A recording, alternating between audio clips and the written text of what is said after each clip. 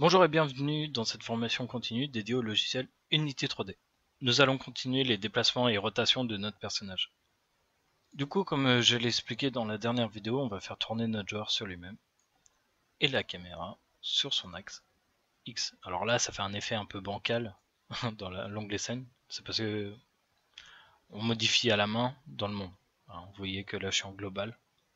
En fait, je devrais pas utiliser les rotations globales, mais ici, me mettre en local par rapport aux parents de l'objet. Et par exemple, ma caméra l'a déplacée en local, en fonction de son parent. Et là, je modifie plus qu'une valeur, l'axe X.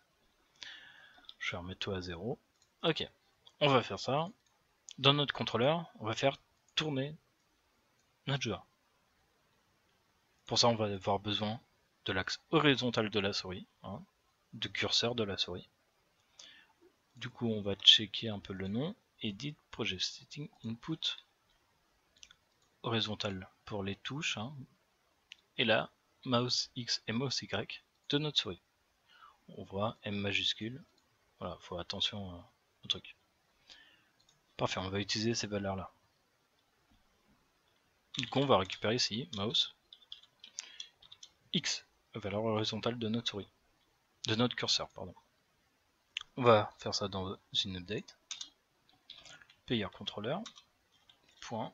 Alors c'est player rotation, la fonction qu'on a créée. Il nous demande une float X, c'est pareil qu'en haut, input.getAxis. Et là, ça s'appelle mouse espace X. Attention à l'écriture, c'est très important, sinon ça ne fonctionnera pas. Et vous aurez des erreurs. Ok, on renvoie ici cet axe.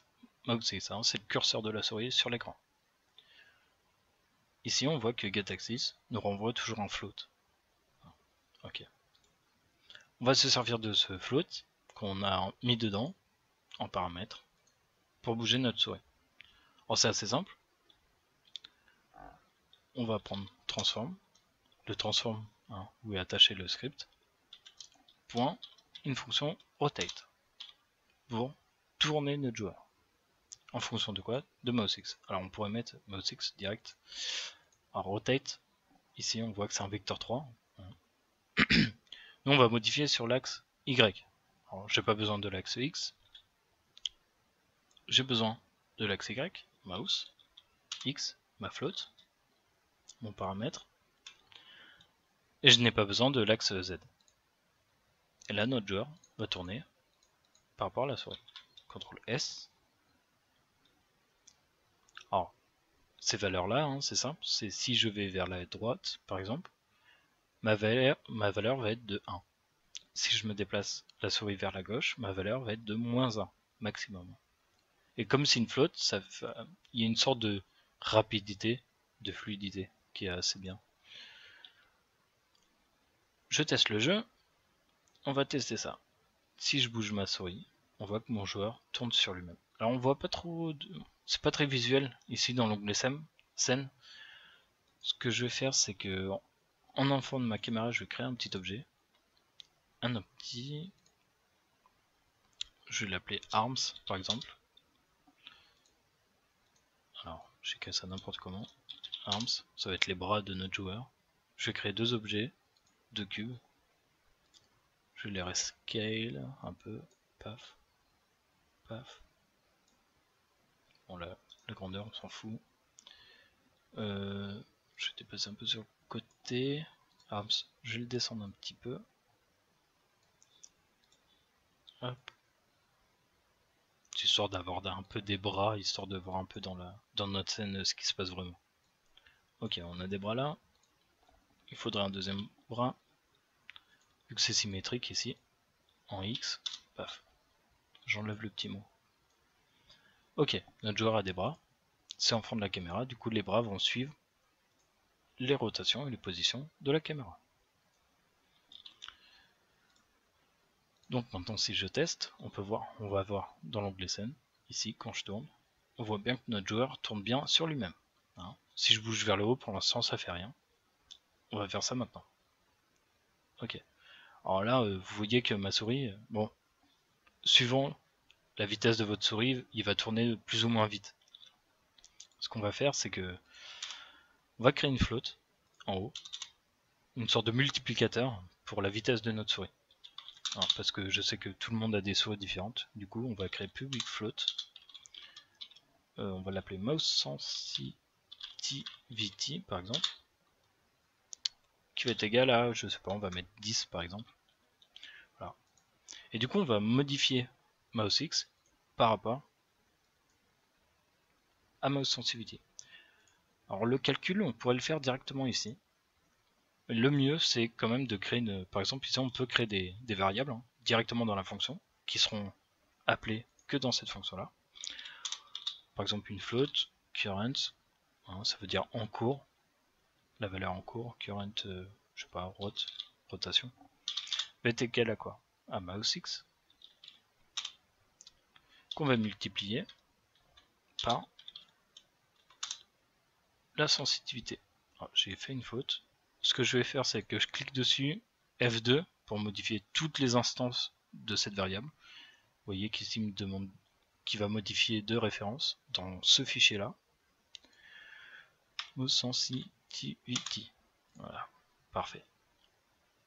Voilà, on prend l'axe de notre souris, on le multiplie par la sensitivity que le joueur pourra changer. On met dans ça, et là on ne demande pas mousex, mais cure rotation, la vitesse actuelle. Parfait. On peut faire un test.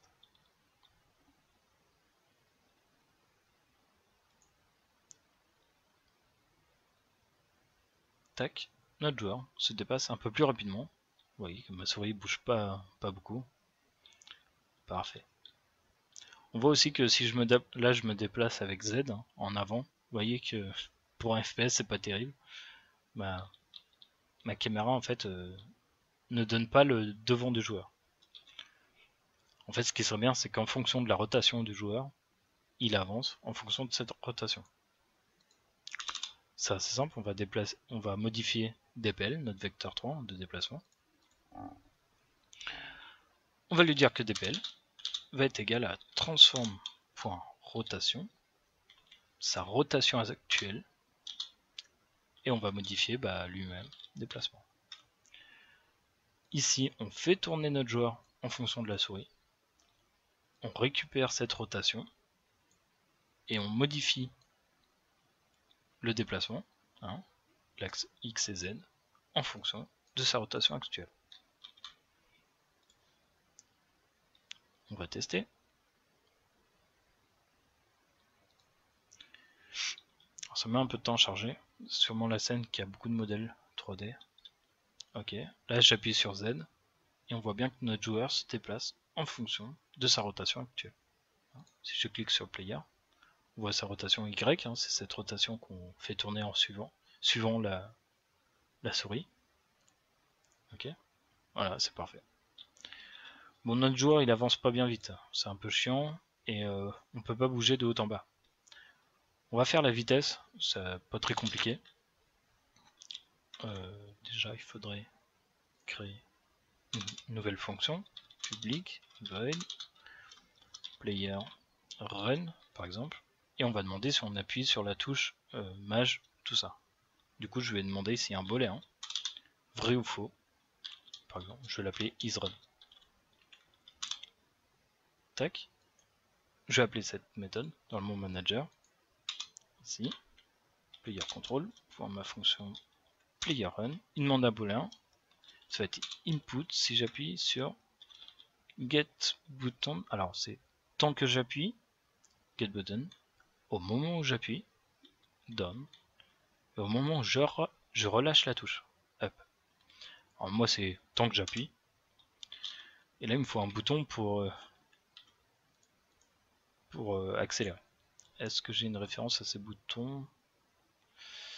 Input, alors j'ai jump, on voit ici jump space, j'ai pas de truc pour courir. Du coup jump, je fais clic droit, duplicate, et ici je vais l'appeler run. Alors c'est pas espace, mon bouton positif ça va être left shift. Il faut exactement l'écrire, par exemple si j'écris si je fais une faute, par exemple dans Write, je vais mettre un deuxième bouton, par exemple mâche droit. Si je mets ça, Shift, vous voyez qu'ici j'oublie un H. Si je fais entrer, ça supprime. Ça veut dire qu'il n'a pas trouvé la touche. Write. Pareil, si vous mettez des majuscules, ça, il va pas les trouver. Paf. C'est bien enregistré, il y a mes deux touches, il s'appelle Run. On va se servir de ce getButton ici. Alors c'est pas un axe, hein. Du coup getButton renvoie un boolean, true ou false. Et notre bouton c'est Run. Ok. On va lui demander si j'appuie sur mon bouton, si cette variable passe à true. Is Run. C'est comme si gkv est égal à true. Si elle est égale à vrai. Si je veux dire qu'elle est à false, si, on met un petit slash. À l'inverse de true. Ok. Si je cours, ben on va changer notre valeur de déplacement, notre vitesse de déplacement. Ici, je vais créer une float. Je vais marquer la vitesse actuelle de nos joueurs.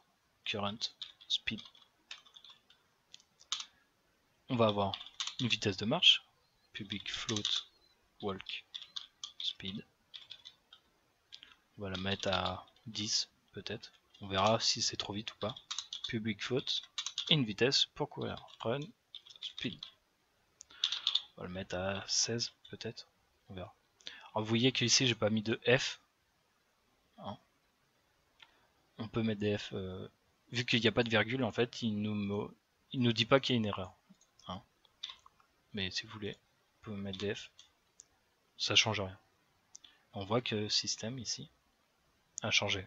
Single int 32. En fait là pour lui c'est un int qui met ça dans une float, qui convertit en float.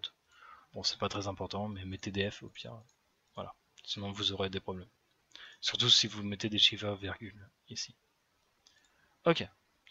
Si j'appuie sur ma touche pour courir, isRun passe à true, on va lui dire que current speed serait égal à run speed, tout simplement. Si je n'appuie pas, alors current il va être égal à walk speed, tout simplement. Paf. Et on va modifier du coup notre valeur de déplacement, notre vecteur 3, dpl, sera égal à quoi? À vitesse actuelle de notre joueur, curSpeed, c'est une float, qu'on va multiplier par lui-même, dpl.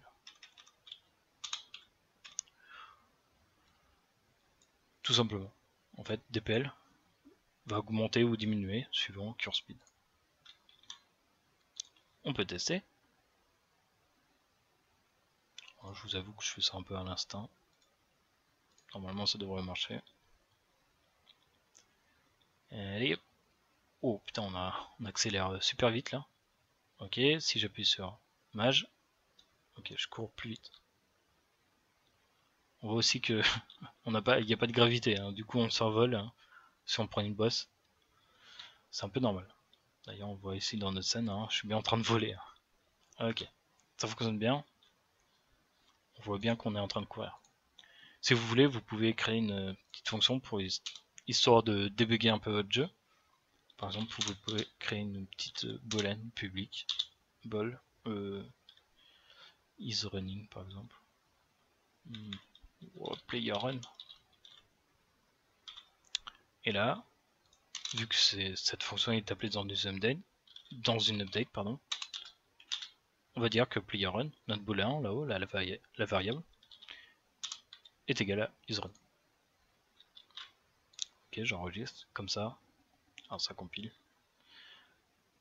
Comme ça, quand vous faites des tests, vous pouvez voir, checker ici, dans cette variable publique, player run, si je cours ou si je ne cours pas, si j'appuie ou non, si ça fonctionne bien.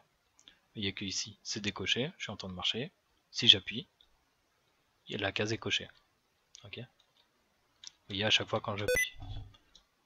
Ouais, je suis stressé. C'est les boutons quand on appuie plusieurs fois sur une touche. Ok. Maintenant, ce qui serait bien, c'est d'avoir notre caméra qui bouge de haut en bas. FPS cam. Du coup, on va modifier le script player cam. Alors, on pourrait le faire dans le contrôleur aussi. C'est une question que je me suis posée, mais il me semble que la caméra en fait elle va avoir des modifications plus tard dans notre jeu. Du coup c'est pour ça que j'ai fait un script spécialement créé pour la caméra. Vous pouvez le mettre aussi dans le contrôleur.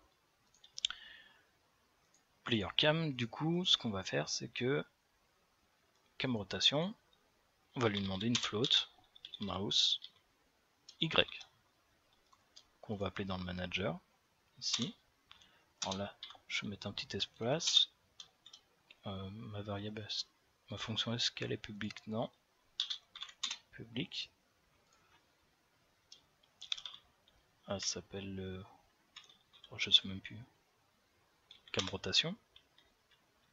Il me demande une flotte. Mouse Y. Input.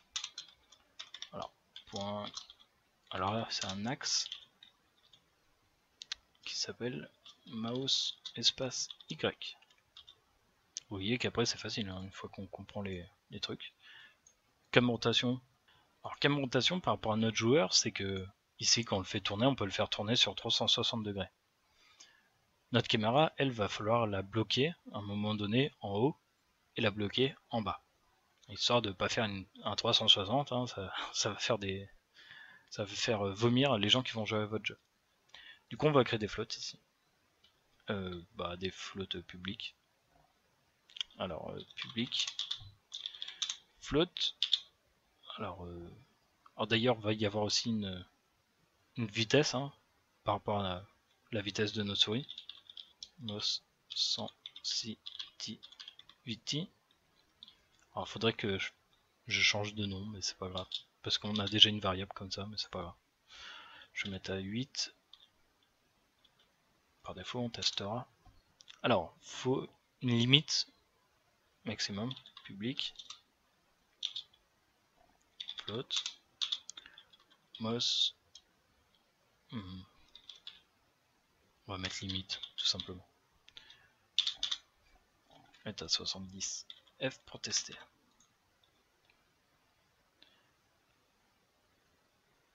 Ok. Il va nous falloir aussi une rotation actuelle de notre caméra, plus tard. Je la crée ici.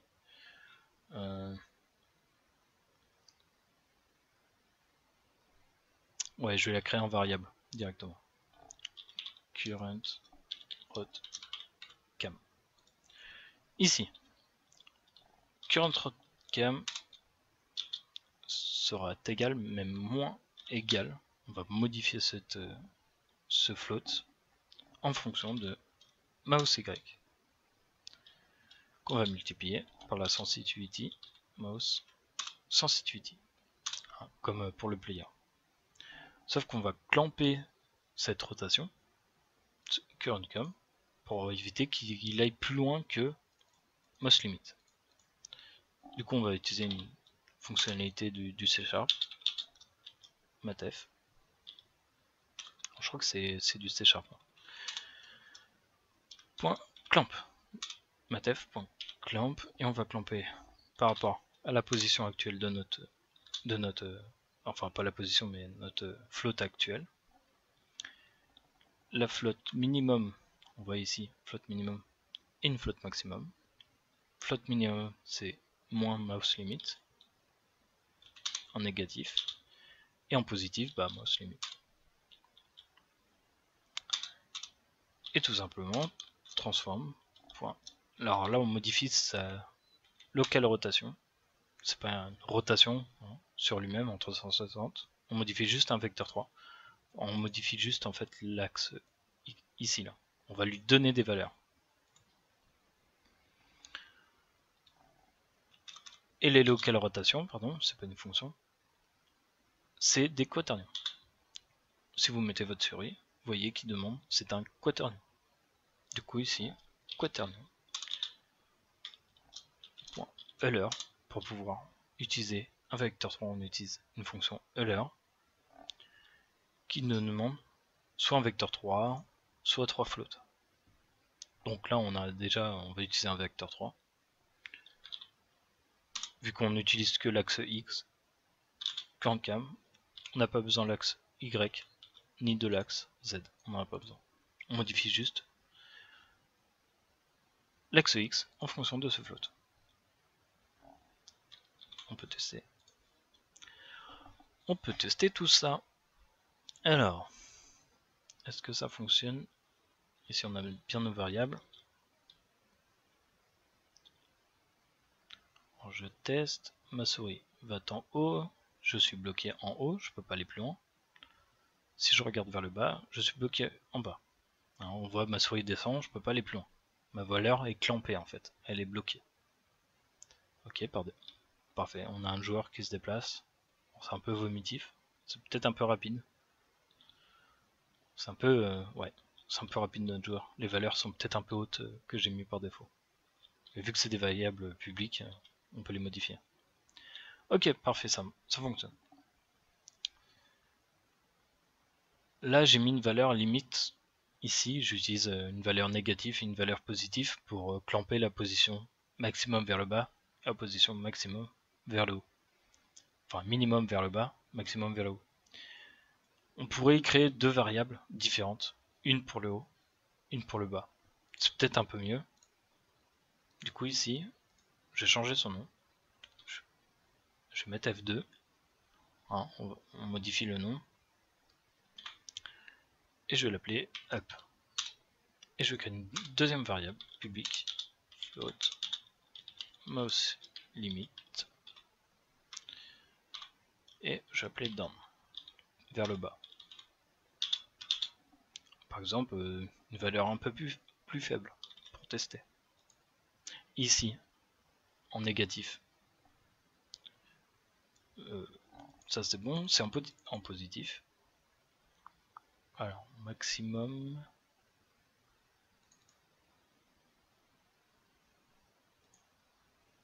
Minimum.